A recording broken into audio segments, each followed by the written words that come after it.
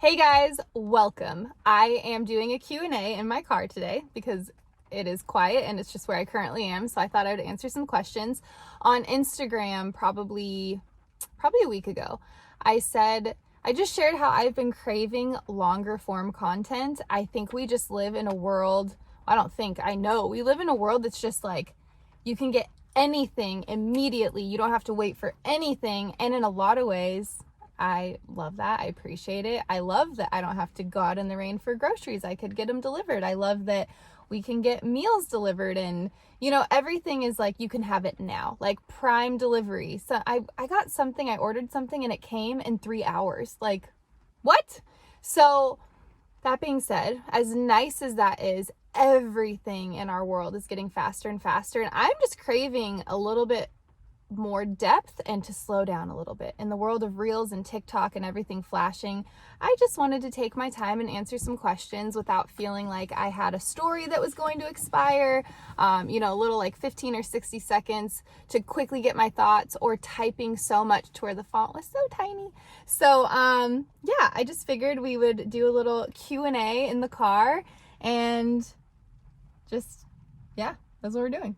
Okay, so the first question, how have you been, honestly?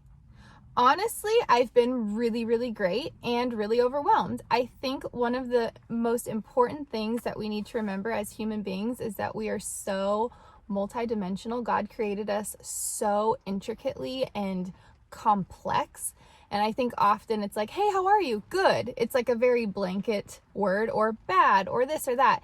And I think we need to realize that we can be overwhelmed and grateful and happy and sad, and we can be a lot of different things because our life isn't one big category. Our life is multiple categories. And that was something that I realized when we were going through like just the hardest time in our lives a couple years ago, when I lost my child, but then there were good things that were coming as a result of it. It was very confusing, but I just kind of surrendered to the fact that this sucks in this category. I am in so much pain in this category, but then I've never felt so much peace in this category. I've never felt so supported and loved. And like, you can be something and something and something. It's not an either or, So just remember, if you're feeling multiple feelings and they are almost like contradictory feelings, congratulations, you're just a human being. Okay, another question that I get a lot. Would you like having another baby? You're such a beautiful family. Thank you so much. I think our family is beautiful. I love my children and my husband so much. Would we like to have another baby? That is truly, I can say honestly, 100%, I don't know. What I can say is that in this moment, we are so content. Everything feels so right and so exactly where it's supposed to be. And at the same time, I don't know what the future holds. I could see us just with Ashton and Kaysen as our children, and then of course baby girl in heaven. I could see us just with Ashton and Kaysen as our two children, and being, 2-kid parents and raising 2 kids. But there's a part of me that also could totally see a third. Could I see 4, 5, 6? No, definitely not. I feel like my body has been through a lot just in my life, but especially over the last few years, that I just don't know. So instead of getting caught up in the future and what I think might happen, or prepare for it or not prepare for it, I'm just trying to be really present in every day and enjoy the babies that I do have, and my husband and Coda. And how many C-sections have you had? So I've had 2 C-sections. Our first baby girl, who sadly passed away, she was vaginal. That was vaginal. And then with Ashton, it ended up being an emergency C-section. And then Kaysen was a planned C-section, which is a whole story for another time, because I have to say, and I do want to do a video on this, I was just kind of processing through his delivery. It wasn't bad at all, but I was realizing things that I was kind of, I don't know. It's a big thing, and you process it. And then when you have a newborn and a toddler, you process a little slower. You don't have a lot of quiet time to sit down and really reflect on what you went through. But I will say that Ashton's C-section was one experience. Kaysen's was a whole nother one, and I think it was better in a lot of ways. But they were less than 18 months apart. So that's another reason why I'm like, I'm not eager to go have another child, because there's the potential that I probably would do a third C-section versus a VBAC. And so I just want it to heal a little bit more. Would you ever consider going back to hosting shows? I really liked your work at Top 3. First of all, thank you. I loved doing Top 3. I was a TV host. That's actually how I met Kellen. I was working with one of his best friends, and he connected us. And here we are, years later, children later. But that's one of the reasons kind of why I want to do more YouTube videos. I really miss hosting a lot.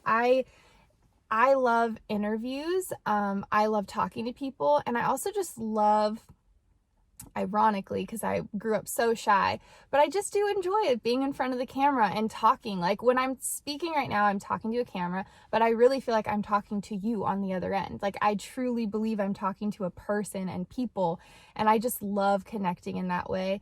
I also feel like, again, we're so complex. I love doing the podcast, and you can, obviously, I think that verbal, like hearing someone's voice, is way better than written, because you can hear tone and inflection, and that changes a lot. But I also think the way that your face lights up when you say something, or if your brow is furrowed when you're saying something, like you can see intensity in the nonverbal, you can see joy in the nonverbal. So I do like hosting, because I like the entire sensory experience of watching a conversation or watching a person. So I personally love YouTube for that purpose. Like instead of listening to a podcast, which I do, I like to watch podcasts. So I'm getting the full experience of the person saying the words. So I don't know if I'll ever go back to hosting TV shows, at least not right now while my kids are so young. I'm so blessed to be able to, choose to stay home and raise them. It's something Kellen and I discuss often, and I'm very content doing this, but in the future, who knows? But yeah, that's why YouTube is so great, right? You always look so calm and happy. Are there days that you fight with your husband? Of course.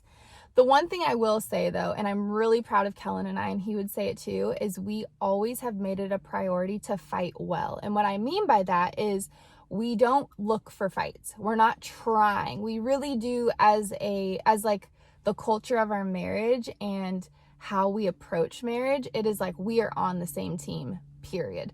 There is no me versus him versus me. It is us versus whatever the issue. Sometimes the issue is very, stupid. And sometimes it's a big thing. But we really do try to always be respectful of each other. We have ground rules. I'm just going to say it, because as amazing as it is, if you're like, we never fight, we don't need ground rules. Amazing. We didn't fight often, but sometimes your emotions and your passion gets the best of you, and you want to say things, or you want to call back their behavior from 5 years ago, or that one thing they did, and you can't. So there's a personal level of maturity and responsibility that it takes to fight well, and we're still growing and maturing in that, or trying to. But like at the end of the day, I think the thing that we both enter any discussion or difference of opinion, or even just like if it is like kind of a fighty situation, at the end of the day, I know beyond a shadow of a doubt, and Kellen knows in me, that our end goal is we have very clear goals written out, and they all involve us being together, happily married, happy family, happy children. We have goals we want to achieve together. So when the little things come up, or even big things, we'll pray first. We're like, okay, before, we're both heated, we're both frustrated, my feelings are hurt, or whatever is going on, you felt disrespected. We sit down, we close our eyes, reluctantly sometimes. I'm not talking about this as like a wonderful, holy moment. Sometimes we'll just sit down though, we close our eyes, and we're like, hey, Lord, you created both of us. We're missing each other right now, but our goal is connection. That is our goal. I want to feel seen and heard. He wants to feel seen and heard, and our goal is to connect. So please help us do that. And can I tell you that God just bats 1,000? Like, he has never once let us down in that department. The only time it hasn't worked out has not been God's fault. It has been if one of us is hard, like our hearts have been hardened, and we don't really, like, if we're honest, I don't really want to connect with you. I want you to feel pain because you made me feel pain, or whatever. And that's very rare, but we have those moments. And then those moments we have to say, can I take a second? Can I go be with God? I need a minute. And we do that, but we always come back together. We take a deep breath, we pray, and then we work it out and we just have a solution that always comes. And but yeah, of course there are days that we're like little bickery, but we're very good about coming to each other and being like, hey, I'm so sorry. Like, I just, like yesterday, I was like, I'm sorry, that was a little sassy. Even today Colin's like, hey, I'm sorry, I just got overstimulated. I'm like, it's totally fine. Just water off a duck's back. How do you stay so strong in your faith? So faith is a muscle. In the same way that you are not going to get abs by never doing a crunch and eating junk food, you are not going to get faith by never having to walk into situations where you need faith. What I will tell you is it is uncomfortable. I'm going to just be honest with you. And if you're saying, God, I want to trust you more. I want to have stronger faith. Don't be surprised when situations and circumstances arise that test your faith. They are uncomfortable, same as when you go to the gym. Some people obviously love that feeling. I like working out after it's done. Like, I like the feeling after, like, oh, I feel proud of myself. I feel accomplished. I know I got something done. But in the middle of it, I'm not always happy. Like, I'm struggling. I'm shaking, especially after having 3 babies in 3 years. My core, my abs specifically, so weak. It is not fun to get on the mat and start from ground zero and pull your body weight up and do all of these exercises because you're weak. And it's the same way in our faith. When our faith is weak, it is not fun when we are met with situations that are calling our faith to be stronger. But the beauty of it is that we don't have to do that alone. God is always right there, just a call away. And in every single situation, I think my faith grew the most, not shockingly, was when our daughter passed away. When we lost her, I was devastated. I was broken. I was weak. I was at the lowest of the low points. Anyone who's experienced loss or even a breakup, like you have those moments in your life where you are low. You've hit your rock bottom essentially, or just a really low point. And it's in those moments that you get to choose. Everything is a choice. And some things don't feel like a choice because our flesh is right there encouraging us and it just feels like a default, but everything is a choice. So you can either choose in those low moments to just give in to the grief, give in to blaming God, give in to anger, give in to all those things, or you can choose, Lord, I am weak and I know when I'm weak, you are strong, so I'm going to press into your strength. I don't feel like it. I don't feel like trusting you. I have no idea if I'm going to be okay or how I'm going to be okay, but I trust you. And by choosing trust, even when you don't feel it, that's a rep. That's a crunch. That's a sit up. And with every single decision, pressing into leaning into his strength and that faith, your faith gets stronger. And then guess what? When the next situation arises, because it is promised in this world, we live in a fallen world, we're going to encounter struggles and challenges. But when the next one comes, guess what? You're like, oh, it's kind of like when you go for a workout and you're dying. And then in 2 weeks later, you're like, hey, I'm not struggling. Like, I just did 20 sit-ups and I'm like, okay, maybe I'll go for 50 today. It's the same way when you come across another situation, another struggle, all of a sudden you're like, oh, I'm not as depressed as long. I'm not as I'm coming out of this grief hole way quicker than I did the last time. And it is just the most beautiful thing, but it takes practice. Was it hard finding a new routine when you had your second baby? Yes and no. With Ashton, we realized very quickly that our old life was dead. It's the same as getting married. When you're single, you have a life, and then you get married, you have a covenant with God, and you now, old things are gone and you have this whole new life. You are one with your husband and with God, and anything past, it doesn't serve you to think about the past because it's in the past. It doesn't exist anymore. So I remember when Kellen and I got married, it was a practice again. We really had to work at not looking backwards at well, it used to be like this. Well, we've never been here before. So this is new. And so when we had Ashton, we were like, okay, you know what? This is a whole new world. Our marriage is brand new. Our world is brand new. Our everyday is brand new. We have a new little person, and we really do take parenting so seriously. We didn't have children as accessories or because they would make us feel loved or anything like that. We truly had children because it was a desire in our heart to raise the next generation and to raise godly children. So, Was it hard to find a routine? Yeah, because you're like, life with one child was now dead. Now we have a whole new world and a whole new life with 2 children. What does it look like? Don't know. We've never done it before. And so it's just every day, just choosing to embrace the, I don't want to say chaos, but just embrace the newness, embrace all that is the new world. And there's no substitute for time. You just have to go every day, take a deep breath. Sometimes it's second by second. I had way more postpartum hormones and baby blues, and dare I say a little postpartum depression with Kaysen than I did with Ashton. And it was a lot. Now we're in a great place. I believe you ultimately will, I pray that you'll come out of that if you're dealing with that. But I came out of it, and now we have a routine. It's constantly changing because we have 2 kids that are constantly changing. But if you just embrace that children are not like puzzles to solve, they're just people to be with, I think that makes everything and every day easier, because there's no magic, trick to get them to sleep through the night. I think there are things we can do intuitively with our children. My laundry timer.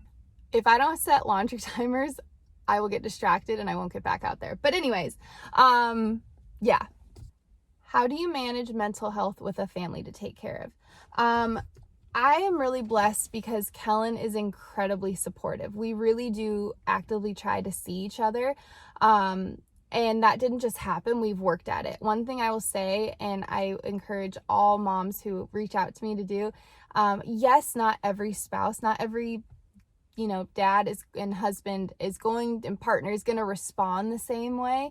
But I do think you can't be frustrated at your partner if you've never communicated your need to them. As amazing as it would be if they always just looked at us and knew exactly intuitively what we were thinking. Oh, what a gift.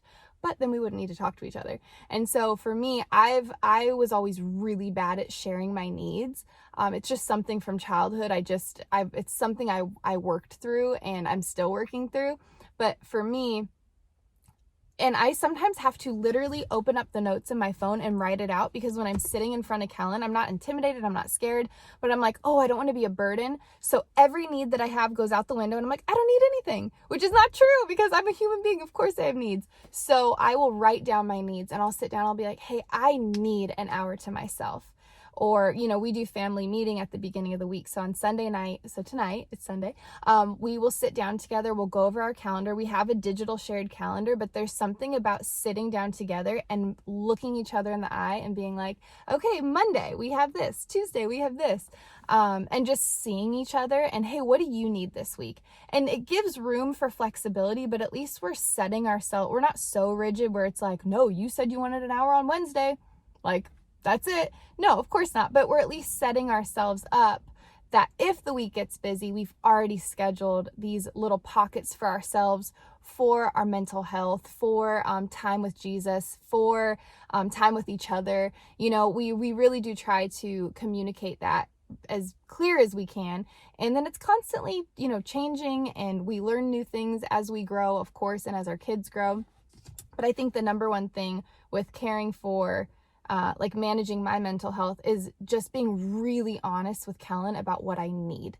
And so like today I said, hey, I need a little bit of alone time. Not any reason why. At the moment I leave, I'm like texting, I'm like, I miss the babies, I miss you. But I need this. And he's like, okay, great.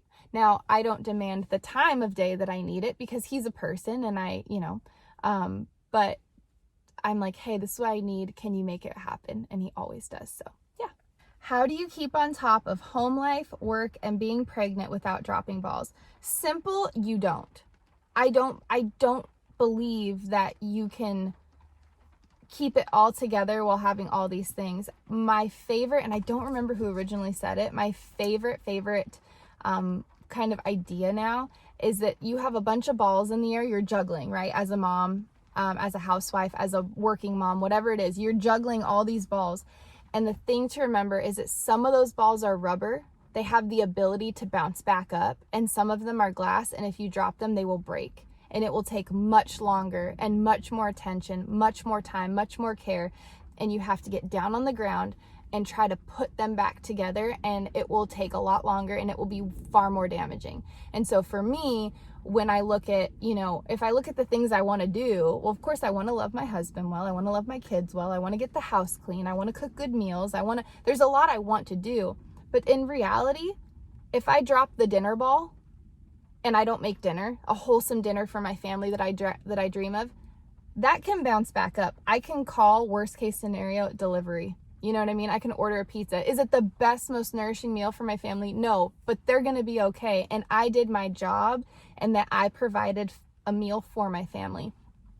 If my daughter, or let's just say my husband, if my husband needs me and I'm not there for him, and I keep neglecting that relationship for the sake of getting the laundry done, well, if that marriage ball breaks, if that marriage ball falls, that can shatter. And you know how much harder it is to put that marriage back together. So for me, the quick answer is I don't. I don't not drop balls. I drop balls all the time. I just try to prioritize keeping the glass balls in the air and with care, and let those rubber ones fall and bounce back up when it's the right time. And it is hard. I will say that. It is really hard. Especially, I'm like a recovering perfectionist. I have very big goals, aspirations, standards for myself. Ever since I was a little girl, that's just how I am. And when I fall below that, I get really upset about it. It affects me. And what I've really been pressing into now is God has been like, did I call you to do that, or did you call you to do that? And I'm like, oh, you're right. So it's challenging, but I would encourage you not to stress about dropping balls. Just focus on the things that you can't afford to drop. And if you embrace those, everything else will kind of will work itself out. How is California life? It's fine. It's great. It's been really interesting. I never, ever, ever, ever, ever growing up saw myself leaving here. I always, or at least if I left, I always saw myself coming back. I was like, oh, I loved fashion. I'm like, I'll live in New York for a minute, maybe Europe, but I'll always come back. Obviously, we have no idea what the future holds when we're young, in any capacity. And so I never saw the state and just where I live turning into what it has. And some people love it. It's just not the same. I'm not going to bash it or anything. It's just not the same. It's not what I grew up with. And so I've kind of had to mourn the loss of, what I loved.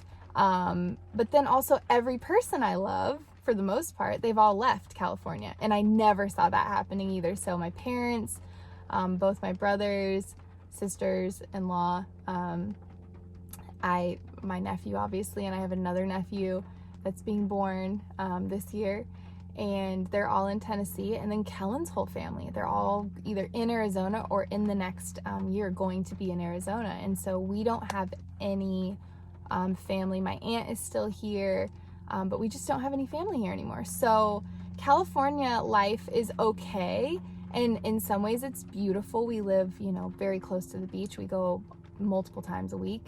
And so that's been really special, is having this little time with us. But we do miss our families. We really do. And we're praying about just the next season of life and what it looks like and where God has us. So we'll see. Do you do your hair and makeup / get nicely dressed every day? No, not every day. I will say that I do make an effort. I'm old school in that I really do feel like how you present yourself shows how much you honor the people that you're around or the place that you're going. So is it a matter of feeling like I have to? No, it's just an inward expression of who I honor. So I love my husband. I want to look good for him. Ironically, he loves me the most in like workout gear. And so that's kind of easy. But for myself, I'm far more productive when I get up and take just some personal pride in my appearance, and I put a little curl in my hair, I put a little makeup on, or put an outfit on. The way I carry myself, the amount I get done during the day, who I am for my family when I get up and say, hey, you're worth loving on today, to myself in the mirror. Like, hey, Britt, you are perfectly valuable just the way you are, and your crazy hair and no makeup and oversized sweats, but Brittany, I value you enough that I'm going to make you look good today. We're going to just enhance some things. We're going to put a curl in your hair. I just feel better. Some people don't feel better They're like, I feel worse when they feel fake or they feel whatever. And that's totally fine. You have to find what works for you. For me, I love getting ready a little bit. I'm not wearing stilettos. I'm not putting on like dresses or anything. No, but putting an outfit together, doing my hair, putting on some makeup. To me, that is a way that I can honor my family and represent them well when we're out in public. So it's important to me. I know it's not important to everyone, but it's really important to me and I enjoy doing it. So I try to. Moving update. I don't have one. I have no idea, you guys. Our lease is up in this house in a couple months, and we are praying actively of what we're doing next. Are we staying? Are we going?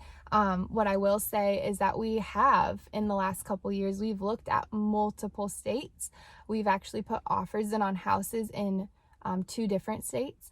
And one of them, or neither of them, were Tennessee. So if that tells you anything, we don't really know. We really don't know. We're very much waiting on God, and we feel like we could make something. Well, we 100% could make something happen, but we're really waiting for God to open that door, because it doesn't just, affect Kellen and I anymore. We have 2 kids, and obviously Coda as well. And so everything that we do is kind of through the lens of what's best for our family unit, our whole family, not just Kellen and I.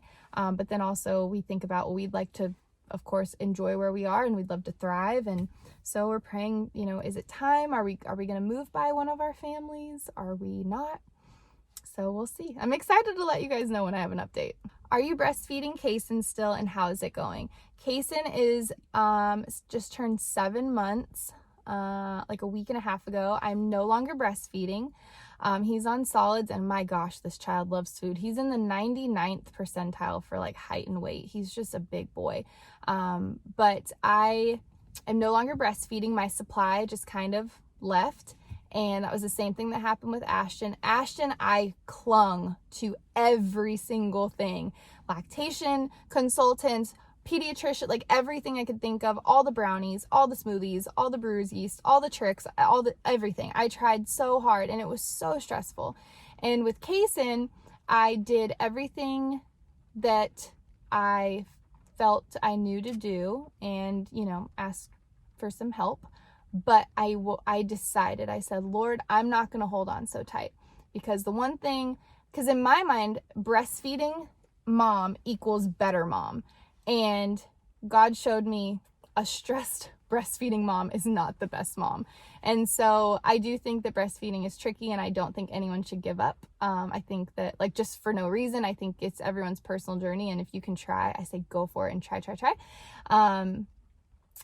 But only when it's time to throw in the towel, if ever. But what I will say is something that if we ever were to have another child, something that I want to go into deeper before I would deliver that baby would just be the PTSD I had from my first delivery. One thing I didn't realize, and probably because we were in the middle of a pandemic and living in New York by ourselves, and there were blizzards every weekend, and I just didn't think about it. I didn't have the energy or the time or like the space to really reflect back. But one thing I realized was one of the most traumatic parts of losing our beautiful little girl was when my milk came in. I was home. I was at my parents' house. Kellen was back in New York. I wasn't allowed to fly because I almost died, and they were running all kinds of tests. And I was just alone on the couch, sleeping on their couch, because I didn't want to be at home by myself. And I just remember waking up in the morning just covered in milk. My milk had come in, and it was just awful. Like, it was just the most awful thing. I could cry right now thinking about it. And one thing I didn't realize, but God brought to my remembrance when I was having some time with him a couple weeks ago, was I think I have an association, that feeling. And if you're a mom and if you've breastfed for any length of time, or if your milk has come in, probably what I'm talking about. But that feeling when your milk comes in, or when your milk lets down, when you go to nurse, I realized that is tied to a very, very, very painful memory. And I think with Ashton and with Kaysen, in my mind, I was like, yes, I want to do this. I'm so eager to do it. But I think my body remembered trying to shut that down the last time, because it was so painful to have milk and no baby to feed. And so, yeah, that's kind of a intense answer, I guess, but I'm not feeding him anymore, but I'm so grateful. I can't tell you how grateful I am for the breastfeeding journey that I've had with Ashton and Kaysen.